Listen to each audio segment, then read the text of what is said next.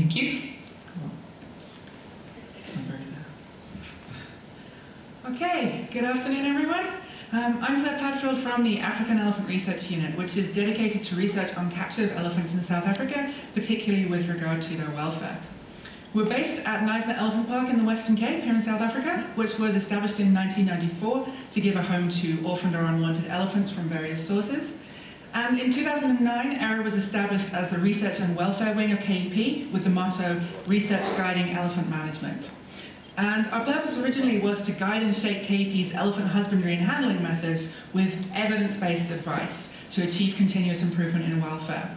And in the 10 years since then, in addition to those local improvements, ERA has been reaching beyond the boundaries of KEP to try to contribute to elephant behavior and welfare research on a wider scale.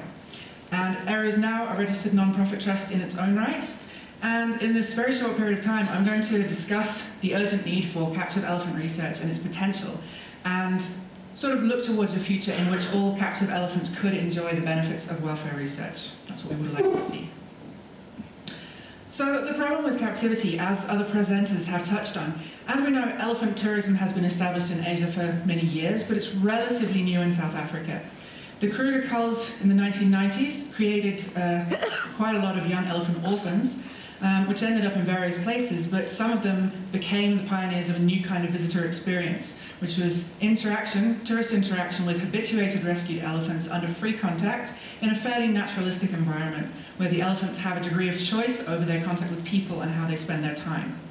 Of course, as we know, keeping African elephants in captivity presents huge practical and ethical challenges, and in a perfect world, there would be no need for it. There would be no need for captivity or wildlife tourism. There would be no elephants that needed it.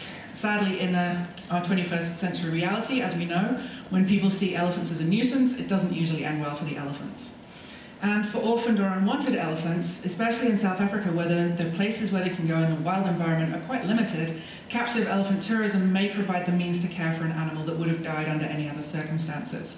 So it's making the most of a bad situation, but then how can we turn that into a positive as well? Because it may be that the universal appeal of elephants through tourism might be the best hope for those who've lost their place in the wild for whatever reason. But as we know, captivity comes in a wide array of forms. Not all captivity is equal. And it's right that travelers are becoming more aware of the ethical impacts of their spending choices, as we've heard, including the suffering of some captive wild animals that are exploited for profit and whose welfare is really not a priority. And unfortunately, the downside of this is that this increased awareness sometimes comes with the belief that captive animals inevitably suffer, that welfare is always sacrificed for financial gain, that husbandry is universally cruel. And such a tourist may therefore choose to avoid captive facilities entirely. And the problem with this assumption is that it punishes captive facilities indiscriminately. And that removes the incentive for wildlife tourism facilities to invest in higher standards. So if we want welfare to be placed at the heart of captive elephant management where it should be, then we need tourists to recognize and reward excellence in welfare. So this creates an opportunity and an urgent need for researchers to understand captive elephant welfare in much more depth. And of course, it's vital that poor welfare can be recognized and corrected. But as Lisa said just before me, we feel it's just as important to develop our understanding of what great welfare looks like, and explore what we might learn from habituated elephants whose behavior is as relaxed and natural as it can be in the circumstances. So next, I'd like to present some examples of ERA's past and ongoing research towards that vision. I'm going to whiz through them very quickly just to give a sample, and also recognizing that the work is just beginning. But as I go through each example, by all means, please scribble down, and I'm more than happy to have a much longer discussion with you afterwards and get into a long discussion. Because this is really a very brief whiz through some of our research. So first of all, some elephant management variables. It sort of goes without saying, but it's worth just pointing out that a captive animal's physical environment and how it can spend the 24 hours of each day are central to welfare, because that is essentially that animal's external world, their space and their time. That is their world. And by management variables, I mean things like the tourist interactions they experience, their housing at night, also in the day, and environmental enrichment. And I'm going to give a quick example of each of those. Outcome measures we use. These have been mentioned, covered in detail. We use some well-established stress indicators like stereotypic behavior and fecal or salivary cortisol, but also recognizing that that doesn't tell the whole story all the time. So we use a lot of behavioral measures, some of which could indicate positive welfare. For example, affiliative social interactions, restful and relaxed nighttime behavior, and curious or exploratory behavior towards humans. Tourist interactions first. For this study, we examined whether the type and frequency of tourist interactions experienced by individual elephants affected their nighttime stereotypic behavior. And we found a significant positive correlation, both on a short-term scale, meaning one day's tourist contact predicted that night's stereotypies, and medium-term across the study, but there were strong individual differences.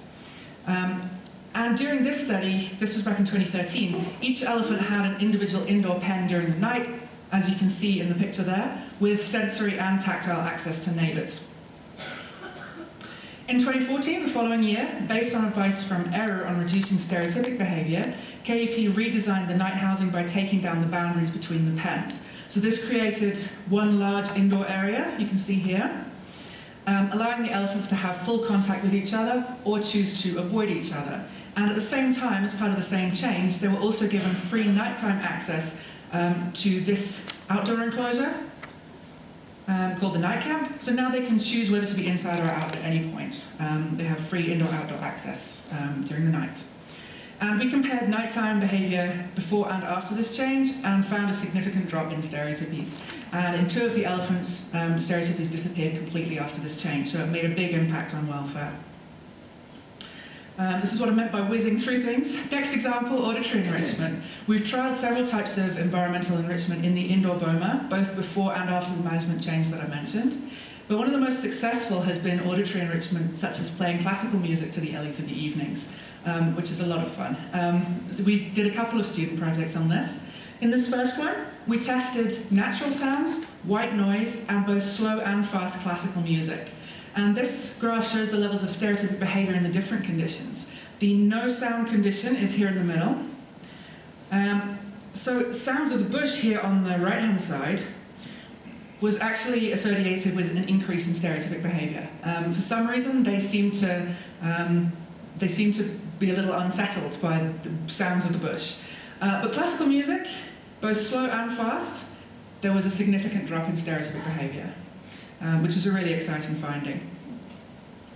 Last year, we did a similar study, but we used different music variables. We took out the wildlife sounds and the white noise, which didn't really do anything. And our students played music of different moods. So she surveyed humans about the moods of music, and we created 4 playlists. We had the sad, calm, triumphant, and playful, or these 4 moods of music. And we found that the elephants spent more time standing quietly inside where the music was being played on nights when there was music, and especially with calm and sad. Something about that relaxing music, they seem to enjoy spending a lot more time inside just listening to it. And thanks to the success of these studies, the elephants at KUP now have karaoke night every Thursday evening. Moving speedily on, of course, if we want to study wild animal behaviour, it's ideal to observe wild living animals, but sometimes not practical. And nighttime elephant behaviour will be an example. And captive research lets us observe some very subtle resting behaviours in relaxed elephants without us disturbing them and affecting their behaviour. At KUP, we can do night observations from a platform in the elephant's boma, which is where those photos were taken from in the previous slide. And there's also an infrared camera system recording their behaviour throughout the night. Sadly, this doesn't let us answer one of my most burning questions, which is what elephants dream about. That's my ideal personal wish that I could learn about elephants. I think they dream about pirates. But our setup did let us study yawning in African elephants, together with a team from the University of California, Davis, resulting in the first published account and recordings of this behaviour. Hopefully you'll be able to see this rather lovely video of Keisha the elephant yawning as she gets up in the morning.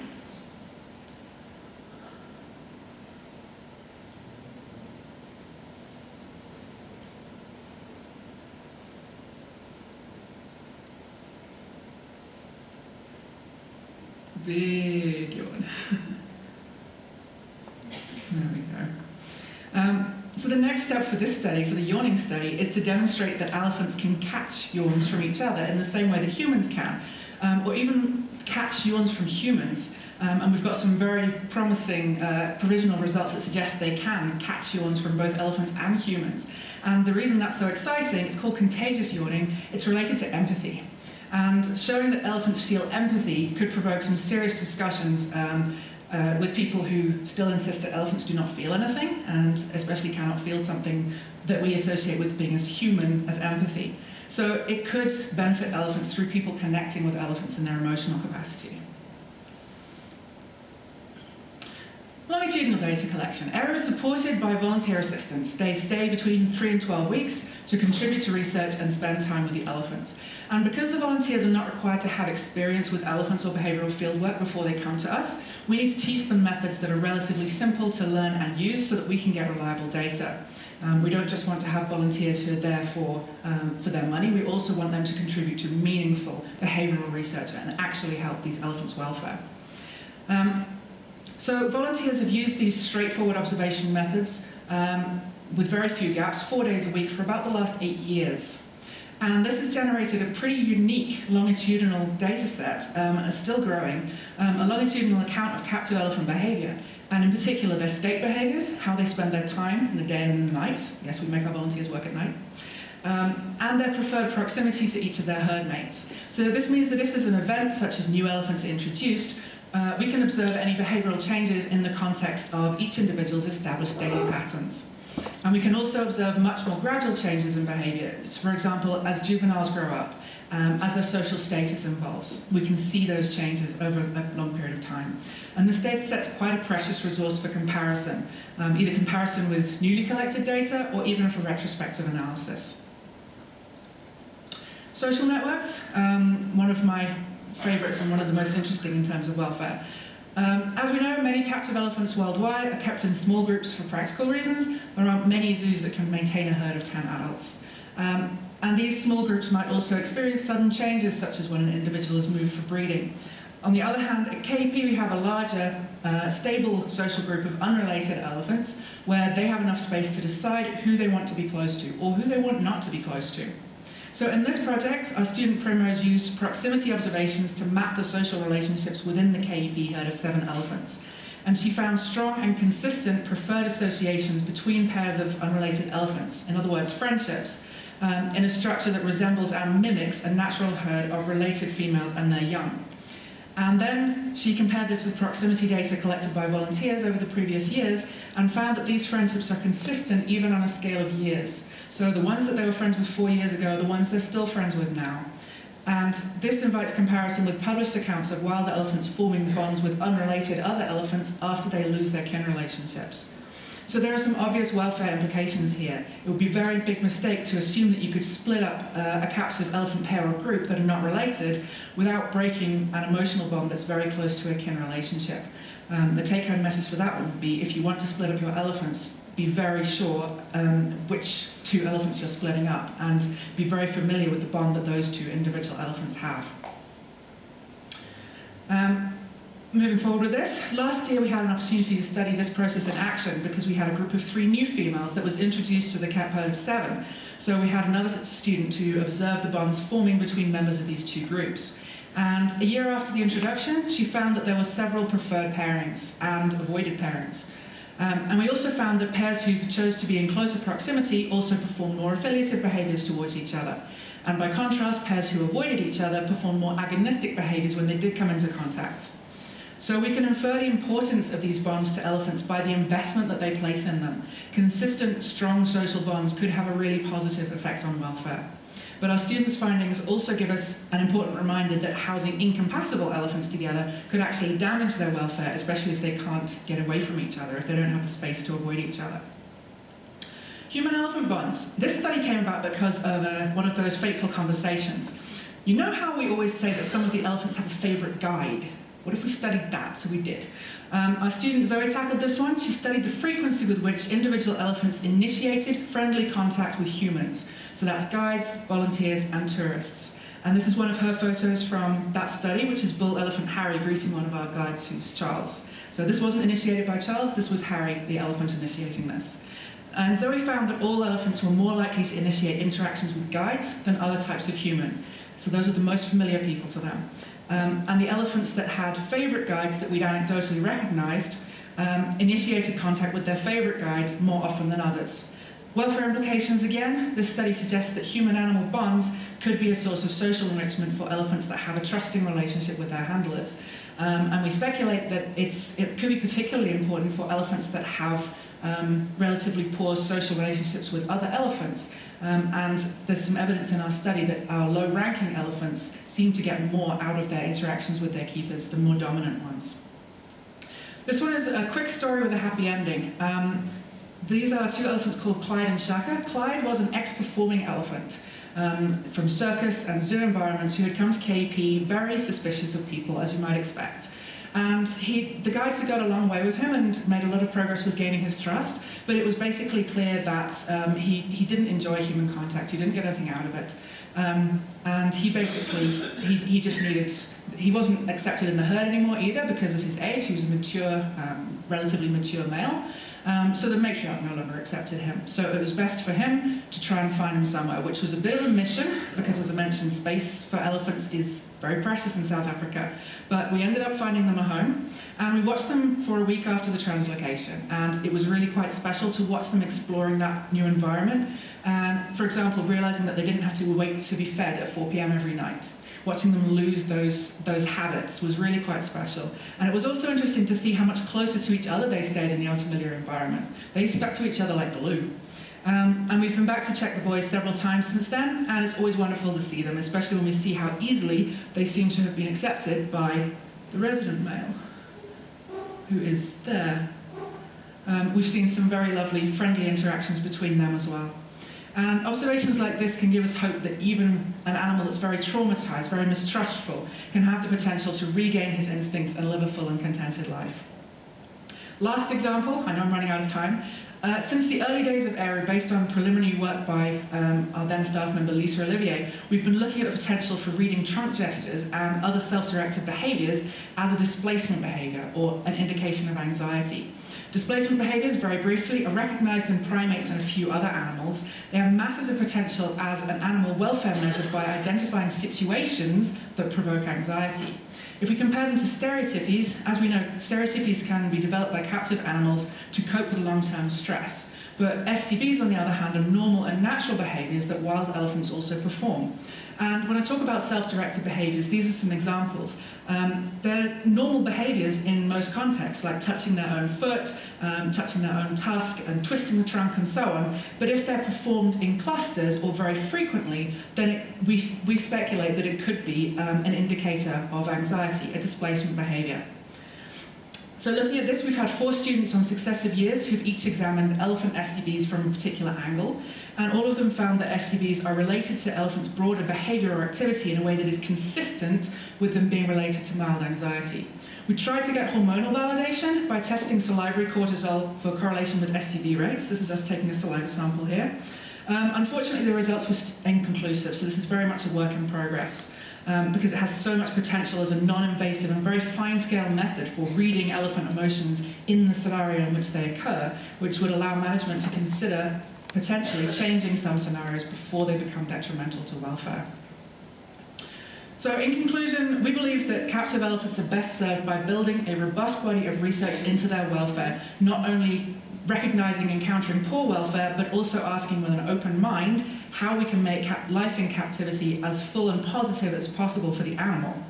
And if an elephant cannot be returned to the wild, we want to see them in enriched captive environments which give them maximum choice over where they go, what they do, when they do it, which social neighbors they bond with, when to interact with humans, like our head guide here, Jeff, and when to withdraw.